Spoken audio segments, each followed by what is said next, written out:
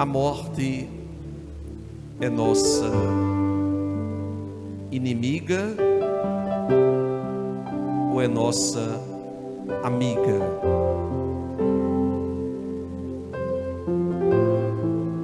A morte é sua inimiga ou é sua amiga? Sua inimiga ou sua amiga? Quem acha que a morte é nossa inimiga, levanta o braço. Quem acha que a morte é nossa inimiga?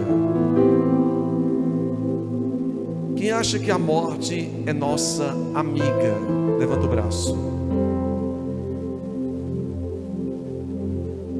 E se ela é nossa amiga, por que ninguém quer a abraçar? Por que ninguém quer abraçar a amiga morte?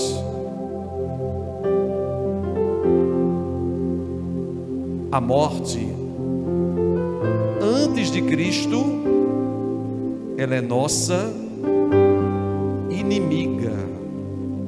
Inimiga. Depois do evento Cristo, ela se torna nossa amiga. Antes de Cristo, a morte é tragédia. Tragédia. Depois do evento Cristo, a morte ela se torna passagem, viagem. Antes de Cristo, a morte é maldição. Depois de Cristo, a morte se torna bênção, redenção, porta de salvação. Porta de salvação. Se você pegar o livro sapiencial da sabedoria, você vai ver o agiógrafo, o autor sagrado, nos dizendo assim: a morte entrou no mundo por causa do pecado. A morte entrou no mundo por causa do pecado. A morte não é vontade de Deus. Ei, a morte não é vontade de Deus.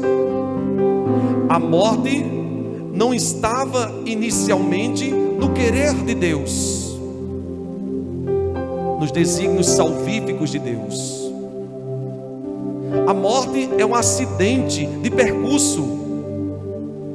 A morte é fruto da desobediência, da infidelidade, da transgressão, da rebeldia, do pecado, da insubordinação, da ingratidão. É muito triste quando a gente chega numa casa de uma família enlutada. Eu sei que não é por maldade, eu sei que não é por maldade, pelo contrário, é por generosidade. Mas até nos corações generosos há erros. Quando eu escuto assim: conforme-se, é porque chegou a hora. Conforme-se, Deus quis assim, é vontade de Deus. Olha para mim, não é vontade de Deus morte de ninguém. Deus não nos fez para a morte, Deus nos fez para a imortalidade. Imortalidade. Quem quebrou esse curso natural da imortalidade, a ruptura, chama-se pecado. Deus não quer a morte de ninguém. São Paulo vai dizer em Romanos 6:23 que o salário do pecado é a morte. Ele não diz diz: o salário de Deus é a morte. O salário dos céus é a morte. O salário da bondade infinita é a morte. O salário do amor eterno é a morte. Ele diz que o salário do pecado é a morte. E o próprio São Paulo, ele nos diz em 1 Coríntios capítulo 15, que Jesus derrotou todos os seus inimigos. Ele diz assim: o último inimigo a ser vencido, o último inimigo a ser derrotado, o último inimigo a ser vencido foi a... Não escutei. 1 Coríntios 15, São Paulo diz: o último inimigo a ser vencido por Cristo, o último inimigo a ser derrotado pelo mistério pascal foi a morte. Inimigo. Como é que alguém pode dizer: se conforme, que é porque Deus quis? Oh, gente, não fala isso. Mas padre, eu já vi pregadores falando isso. Tudo bem, mas está errado. Está errado. Biblicamente, teologicamente, está errado. Olha para mim. São Paulo diz que nada, nem ninguém nos separará do amor de Cristo. Nem a vida e nem a morte. Vocês sabem que antes de Cristo, do evento Cristo, quando a gente morria, vou fazer aqui uma simbologia. Quando a gente morria, o que é que acontecia antes de Cristo? Vou fazer uma simbologia, uma iconografia aqui. Quando a gente morria, era assim, ó. Quando a gente morria, mansão dos mortos. Quando a gente morria, íamos para a mansão dos mortos e as portas estavam fechadas. Antes de Cristo, ninguém saía da mansão dos mortos. Antes de Cristo, a morte era escuridão. Quem foi que trouxe a luz? Quem foi? Jesus. Antes de Cristo, a morte era escuridão, a morte era destruição, a morte era condenação, a morte era solidão eterna, a morte era tristeza eterna. Morreu, ficou preso lá na mansão dos mortos, ou no Sheol, no Hades, na Geena. Olha para mim. Quando Jesus veio, Jesus, ele morreu, ele assumiu a nossa morte, para que com a sua morte e a sua ressurreição, ele vencesse a nossa morte. Jesus, ele quis passar pela nossa morte, para que com a sua ressurreição, ele vencesse os efeitos negativos da nossa morte. Portanto, em Jesus, a morte é ressignificada. Em Jesus, a morte é reorientada. Em Jesus, a morte ganha um novo sentido. A morte que era só maldição, ela agora se torna bênção. A morte que eram apenas trevas, agora ela se torna luz. A morte que era apenas derrota, com a vitória de Jesus, ela se torna vitória. Olha para mim. Jesus, ele assumiu a nossa morte, para que, morrendo por nós e morrendo como nós e ressuscitando, ele vencesse definitivamente o poder letal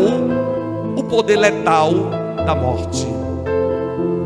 Sem Jesus, as portas estão fechadas.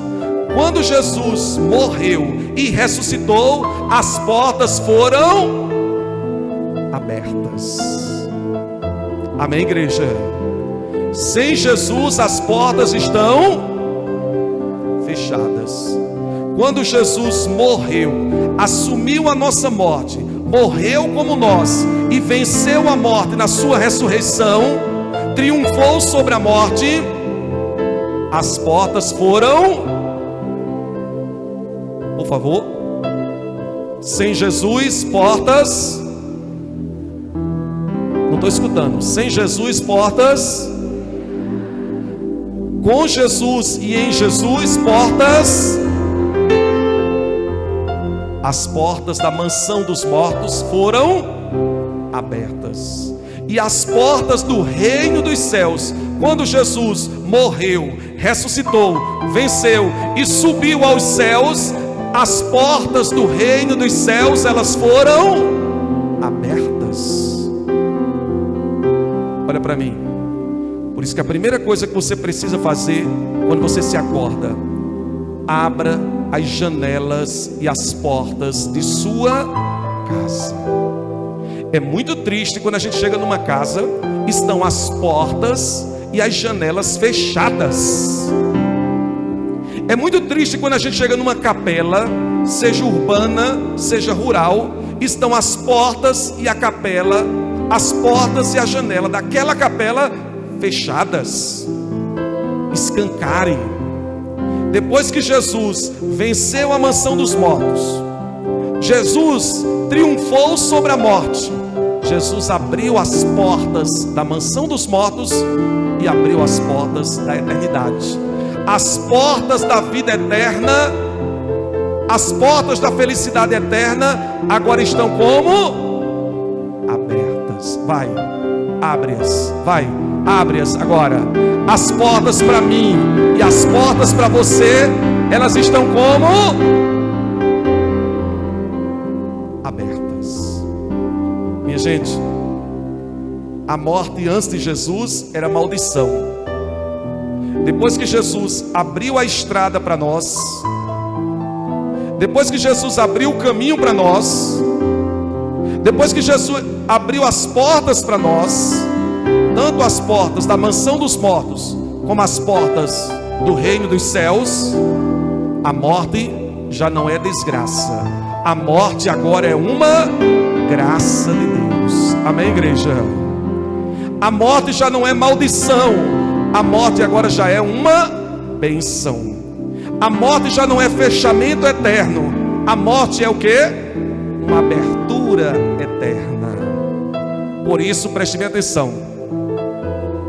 Antes de Jesus, tinha sentido você chamar hoje dia de finados.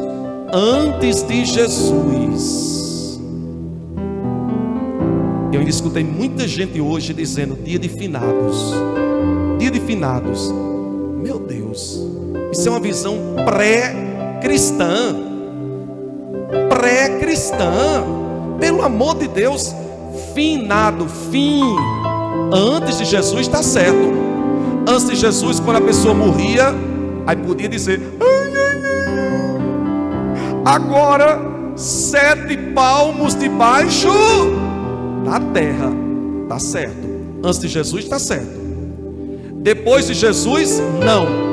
O nome não é dia de finados, porque quem morre em Jesus não tem fim. Quem morre em Jesus tem um recomeço.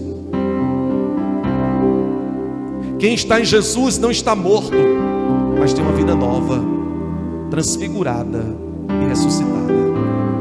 O nome certo, teologicamente falando, biblicamente falando, é comemoração dos fiéis defuntos, dos fiéis que foram ressuscitados, dos fiéis que foram transfigurados, dos fiéis que foram glorificados, dos fiéis que foram imortalizados, dos fiéis que em Cristo são vitoriosos.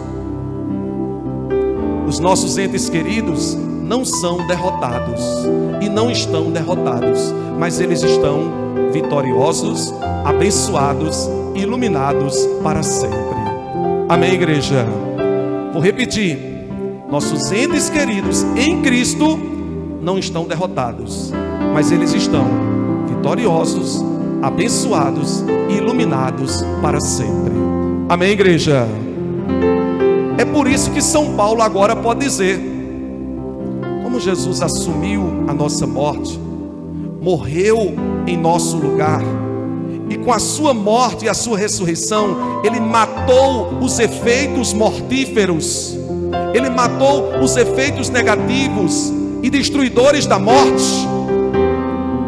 São Paulo agora pode dizer: viver para mim é Cristo, e morrer é ganho. Olha que coisa profunda. Viver para mim é Cristo, e morrer é lucro. Morrer é ganho. Morrer é uma glória, porque em Jesus quem morre não está morto, mas vive para sempre. É por isso que São Francisco de Assis pode chamar a morte de quê? Irmã morte. Irmã morte. Diz para quem está ao seu lado: em Jesus a morte é nossa amiga. A morte não é mais maldição, não é mais tragédia, mas a morte é uma bênção, é uma passagem para a vida eterna, é uma passagem para o outro lado, para outra margem, para um outro plano, para uma nova dimensão. Ô gente,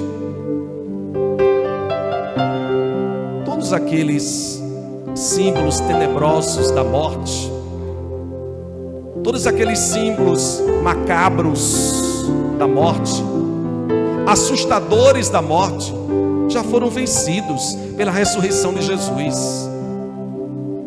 É tão triste quando a gente chega numa casa que está velando um corpo, só tem símbolo de tristeza, só tem símbolo tenebroso, assustador, meio assim macabro.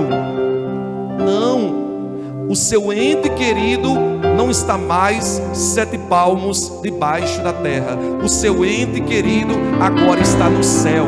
O seu ente querido, olha para mim, ele está mais vivo do que você pensa. O seu ente querido está mais vivo, mais presente e mais feliz do que você pensa. A morte não é mais tristeza, é passagem para a alegria eterna. Que Deus nos console, que Deus nos conforte com a certeza do reino dos céus, com a certeza da vida eterna, do festim celestial. Eu quero fazer um último pedido nesse dia dos fiéis defuntos.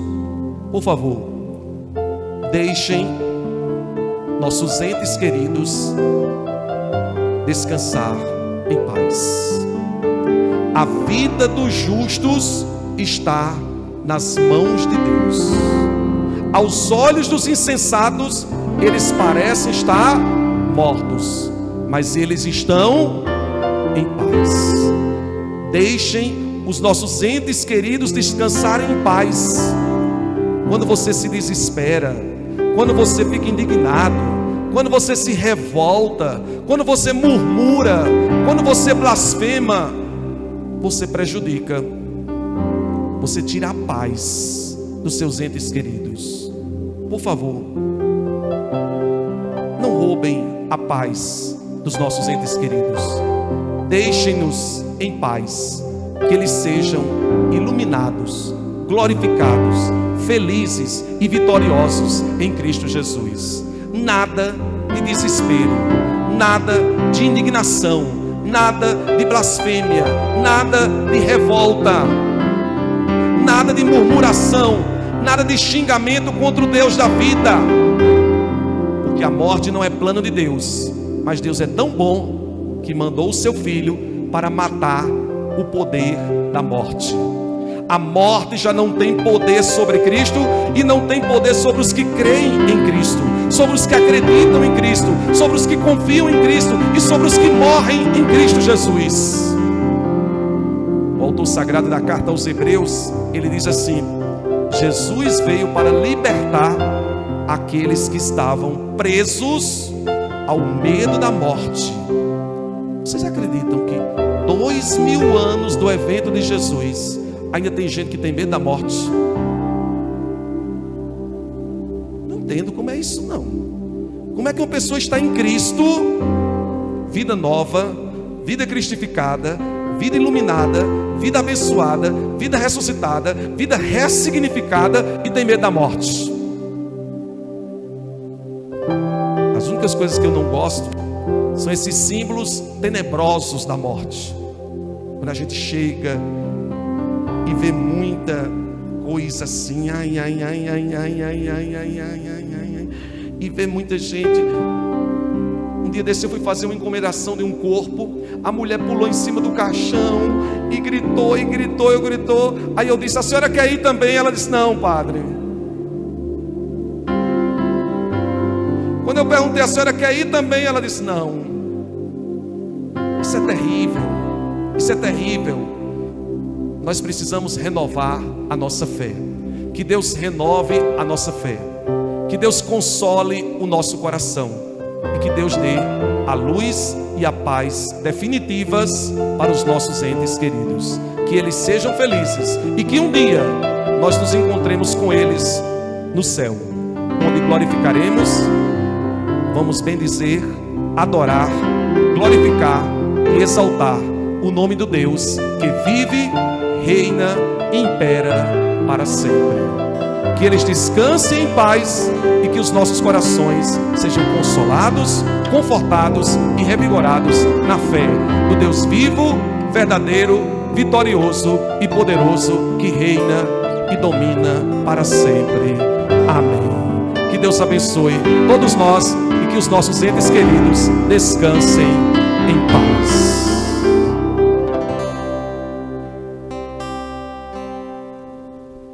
Creio em Deus Pai Todo-Poderoso. Creio em Jesus Cristo, seu único Filho, que foi concebido pelo poder do Espírito Santo. nasceu da Virgem Maria, padeceu sob Pôncio Pilatos, foi crucificado, morto e sepultado, desceu à mansão dos mortos, ressuscitou ao terceiro dia, subiu aos céus, está sentado à direita de Deus Pai Todo-Poderoso, de onde há de vir a julgar os vivos e os mortos. Creio no Espírito Santo, na Santa Igreja Católica, na comunhão dos santos, na remissão dos pecados, da vida eterna. Amém. Antes de Cristo, a morte era nossa inimiga. Depois que Cristo abriu as portas da eternidade, a morte agora é nossa amiga. Antes de Cristo, a morte era uma tragédia, uma catástrofe. Depois que Cristo abriu as portas da mansão dos mortos e do reino dos céus, a morte agora é uma bênção e graça de Deus. Por favor, nós cremos na vida eterna e na feliz ressurreição, quando de volta à casa paterna com o Pai, os filhos se encontrarão.